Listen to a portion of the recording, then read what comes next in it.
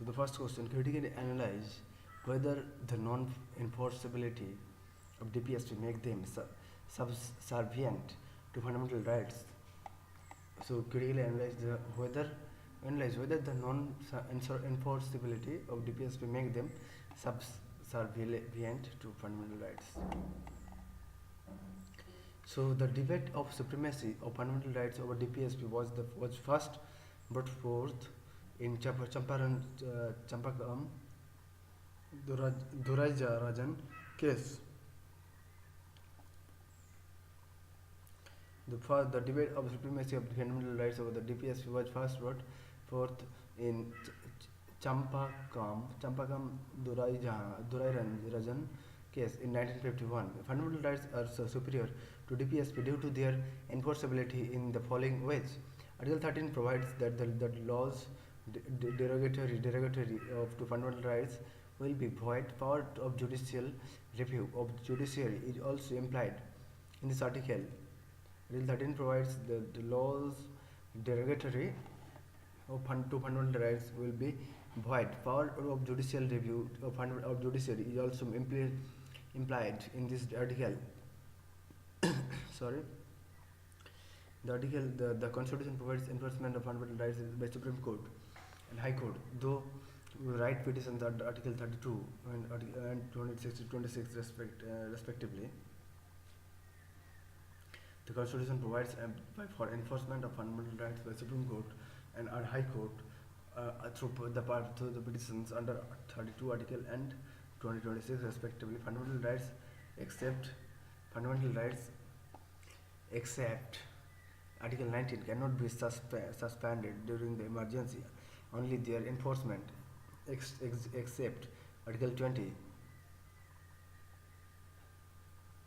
and 21, it can be suspended, and that too by special majority of Parliament. Supreme Court in cases like Champakam, Durai Rajan case, Goloknath case, etc. have started supremacy of fundamental rights over DPSP. Cases in which DPSP are equal to fundamental rights.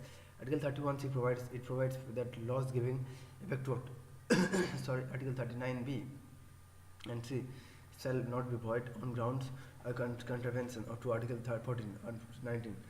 Special majority is required to amend both fundamental rights and DPSP under Article 368. Comparison of fundamental rights and DPSP is like comparison of organs of oranges to apples, as that both are there to serve to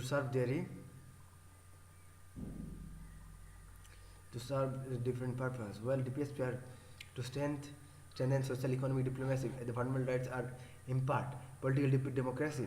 Gandhi Granville Austin rightfully said that both DPSP and fundamental rights from the conscience of the Constitution. Thus, the relation between fundamental rights and DPSP can be best described in words of the Supreme Court in Kesavananda Bharati case. The Indian Constitution is founded on the bedrock of balance between fundamental rights and DPSP, and to give primacy to others over the other to disturb the harmony of the Constitution.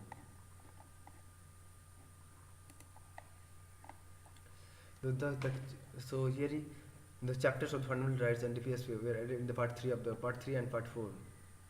Fundamental rights part 3 and part 4 DPSP. The fundamental rights are justiciable and guaranteed by the Constitution. The directive principles are directives to the state and government machinery, but they are not enforceable by the law. When the state tries to implement a DPSP, there can be a conflict between fundamental rights and the fundamental rights of citizens and DPSP. While Parliament often tried to assert the supremacy of the state and DPSP over fundamental rights, Supreme Court upheld the rights of the individual as enshrined inside the Constitution by giving appropriate judgments. The cases where Supreme Court prevailed for fundamental rights over DPSP, Champakam, the Durai Ranjan case, the conflict between the Article 16.2 from the chapter of fundamental rights and Article 46 of the Constitution. The Supreme Court held that the Article 37 expressively says that the directive principles are not enforceable by the Supreme Court mandated that the chapter on fundamental rights in the Constitution is sacrosanct, and the directive principles have to conform to amend the can subsidiary to the chapter of on fundamental rights. That means that means that means that fundamental rights are given superiority of the directive principle. Goloknath versus State of Punjab 1965. The court in this case laid down the fact that fundamental rights cannot be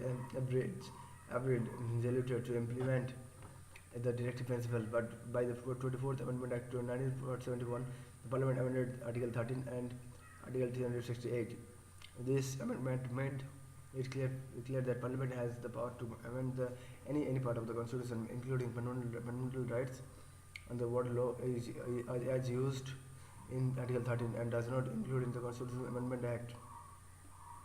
Kesavananda Bharati case 1973. The Kesavananda Bharati case, the Supreme Court ruled that the Parliament could amend any and every part of the Constitution, including fundamental rights, but it could not destroy the basic structure of the Constitution. To nullify the Kesavananda Bharati case, the 42nd Amendment further amended Article 31C, and now it can be. It said that no law giving efficient to the policy on the ground that is inconsistent with or takes away or abrogates any of the rights conferred by the Article 14, 19, and 31. We see that the Supreme Court should uphold the fundamental rights because they are guaranteed by the Constitution and justiciable. But the solution provided by the Supreme Court,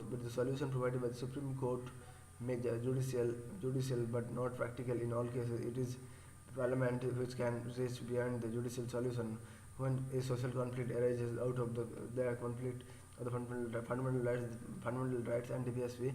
The state should emerge a torch bearer, because ultimately it is the superiority of the social interest over the individual interest. So thank you.